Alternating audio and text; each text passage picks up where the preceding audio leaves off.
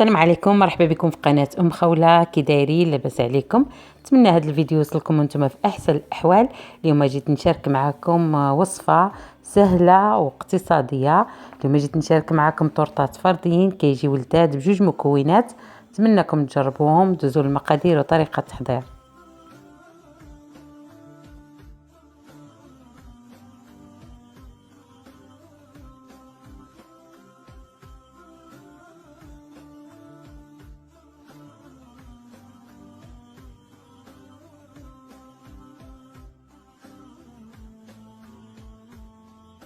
بسم الله على بركة الله. بالنسبه للمقادير كنحتاجو البسكويت تاع ماريا، كاين عندنا جبن كريمي او كريم شونتي، مهم اللي متواجد عندكم.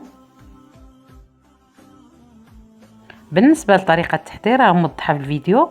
غادي نخدموهم على شكل طبقات. كناخذوا البسكويت كنديروا من الفوق الجبن الكريمي، كنديروا البسكويت الجبن والبسكويت والجبن نغلفوا به هاد الطورطات الصغار. بعد ما شكلناهم على شكل طبقات كنغلفوهم بالكريمه بهذه الطريقه اللي كتشوفوا. بالنسبه للشكل الاول تاع طورطات تاع الشكلاط راه ما صورتوش في الفيديو.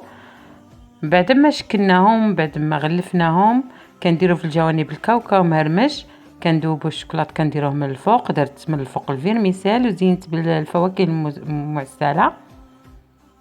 والتزيين دائما كنقول لكم كيبقى اختياري.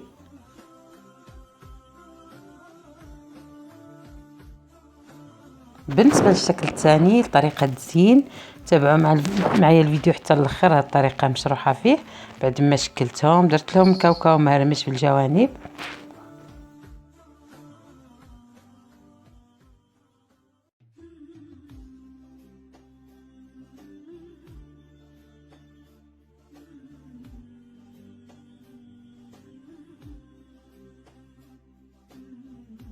من بعد ما كنزينهم كنديروهم في الكويغطات.